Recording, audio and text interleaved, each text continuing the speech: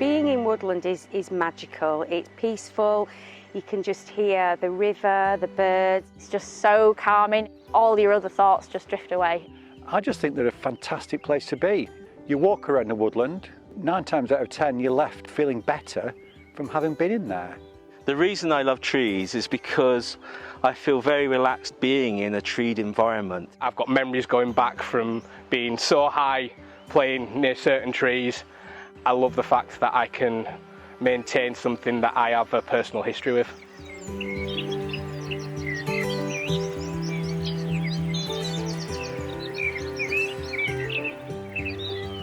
My name's Philip Singh and I'm a countryside officer for Calderdale Metropolitan Borough Council. My job involves managing areas of woodland for the Calderdale Council. One of my jobs is to assess whether a tree is in good health.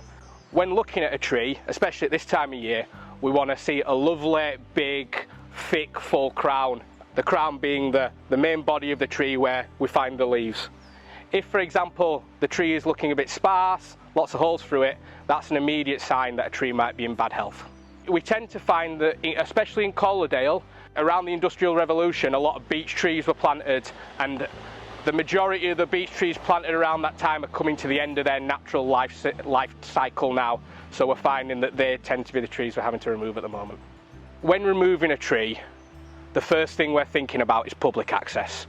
So if we see a tree that is in ill health and is next to a public footpath, that tree has potential to be removed to ensure that people can enjoy the woodlands in a safe environment.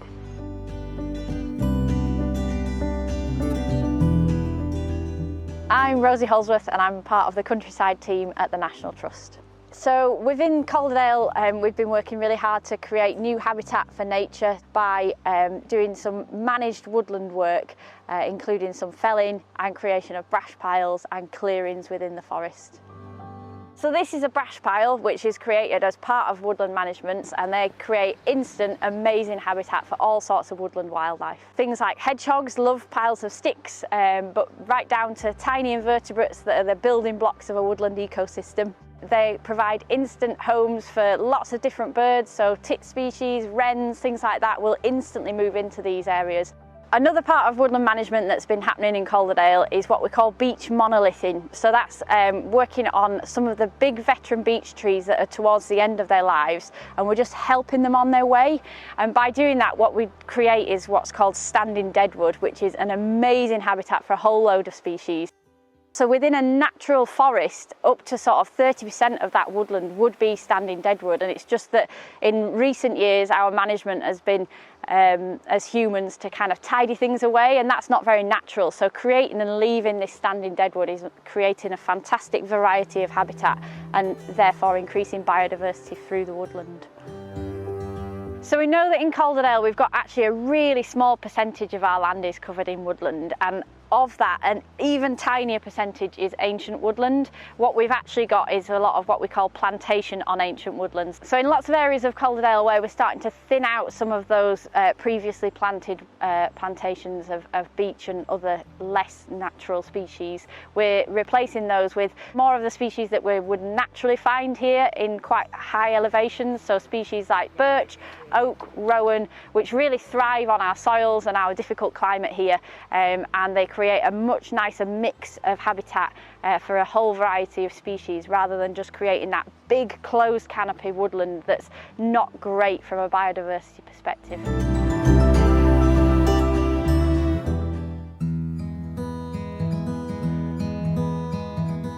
My name's Jim Smith. I'm the local partnership advisor for Yorkshire North East, and I work for the Forestry Commission. Essentially, we're the government's experts in forestry, and our key mission is to protect, improve and expand woodland in England. We're at Betty's Wood. Betty's Wood has been here since 1946 or thereabouts. In 2017, unfortunately, the larch got infected by a disease called Phytophthora ramorum.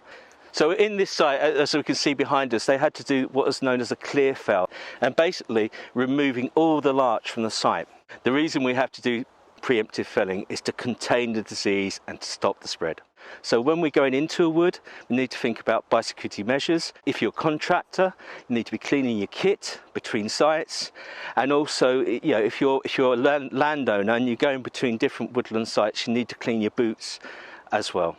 We are aware that across the whole of Yorkshire and North East there is a tree health issue. There's different diseases coming our way, unfortunately, linked to the effects of climate change and also the kind of wetter, warmer summers we're having currently.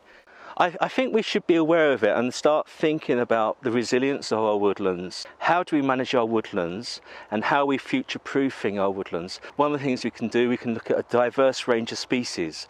Rather than just relying on one species, like larch, for example, we can have a broader mix of trees. So, for example, if one of those trees does get a disease in the future, we've got other trees to rely on as well. What we can see around us, behind us here today, is a mix of natural colonisation of the site, and also there's some supplementary planting around. So you can see birch, you can see oak, and you can see some rowan as well. Currently in England, I think about 50% of woods are in active management, and one of the aims of the Forestry Commission is to increase that target up to about 60–70% in the next few years.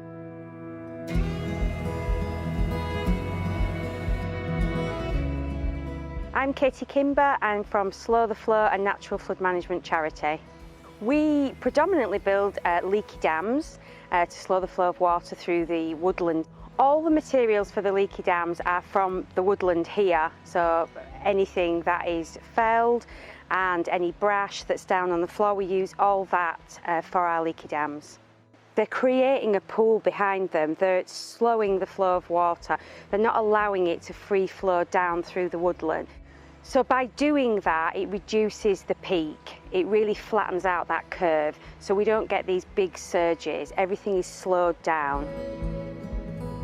In steep-sided valleys like here in Calderdale, managing the woodlands is paramount. It's allowing the light to be on the woodland floor, which allows for the ground shrubs to grow. It creates those obstacles for the water to break up against. They're like little speed bumps that slow the flow of water.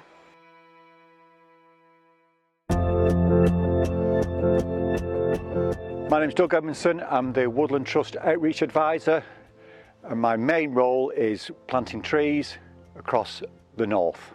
Today we're at Gorpley, where we've planted just over 100,000 trees, working in partnership with Yorkshire Water and the National Trust, grant financed by the Forestry Commission.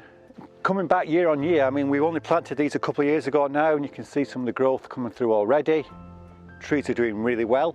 It's a small one. We've planted 60 or 70 hectares here, when really we should be planting 600 or 700 or 800 hectares, probably every year. But it all adds grist to the mill to actually reduce the flooding implications for the valley.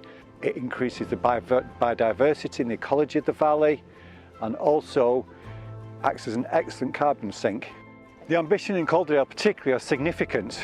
We have now surveyed all of the National Trust land and all of the Yorkshire Water land with a view to possible new woodland creation sites. There are lots of due diligence we have to go through, working with partners, statutory agencies. We're currently looking at another 800 to 900 hectares of possible planting.